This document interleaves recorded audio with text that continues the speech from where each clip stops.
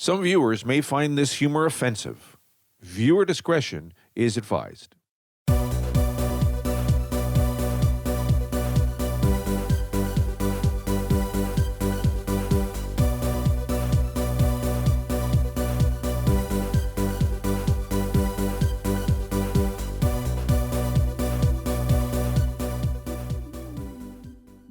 Hey, it's me, Romano, the Superlative Pig.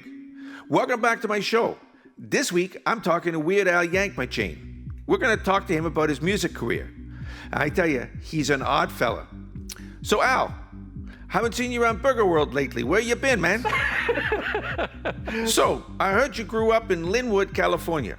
You must have listened to some of those big stations like KLOS, KMIT. Was there any particular shows you liked?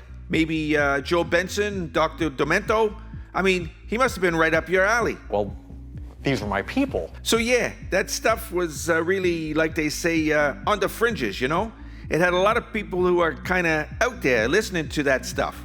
You don't exactly seem like the kind of person that's not out there, if you know what I'm saying. I know what you're saying. Yeah, okay, that's good. If you wanted to hear anything remotely like that, anything that strange and demented, it had to come from the Dr. Romano show.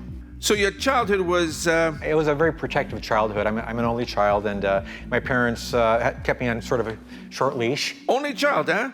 Vinny's an only child. It can be pretty lonely being an only child. What was the loneliest song you ever wrote? A song called Belvedere Cruising. Belvedere Cruising? Was it any good? What was it about? It was not a good song. I wrote it when I was 15 or 16 years old, and it was basically a love song about our family car, which was a big black 1964 Plymouth Belvedere with road upholstery and push-button transmission. So 1964, those were pretty big cars back then. You could fit at least 9 bodies in the trunk. It was so convenient. Why'd you write a song about the family car? Is that where you used to go to milk the lizard? Absolutely, yeah. We all have our secret spots. You know what I'm saying? I know what you're saying. Yeah. I didn't use a car, but my old man had this big-ass Mystery Machine style shaggin' wagon with all kinds of room and lots of that shag carpet.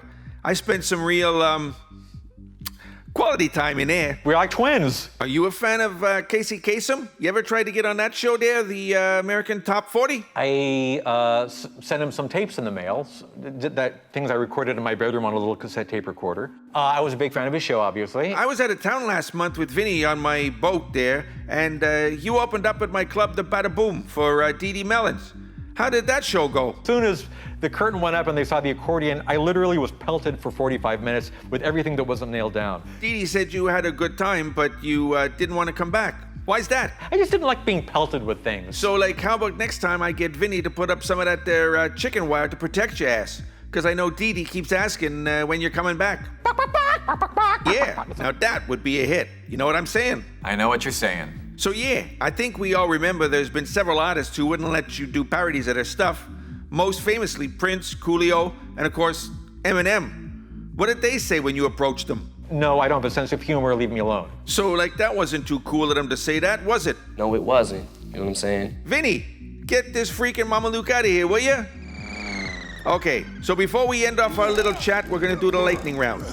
So, Al, when you have your bacon and eggs in the morning, what do you put on it? Honey! What was the name of that song back in 1968 by Bobby Goldsboro? Honey! When your wife goes to your shows, what does she yell? Honey! When your parents first saw you performing on stage, what did they think? Here's a teenage kid playing the accordion and somehow thinking he's cool. So yeah, Dee Dee thinks you'd be quite the addition to Ladies' Night. Think we can persuade you to, perform? Well, maybe I can be a DJ? That did enter my mind. Well, yeah, okay. We'll just end off our little interview. Yeah, that's it. And you just leave your resume with Vinny, and we'll talk. Ciao. So remember, if you like what we're doing, make sure you leave us a comment and subscribe to our channel. Otherwise, I may have to get Vinny to come pay you a visit. And Vinny may want to paint the walls.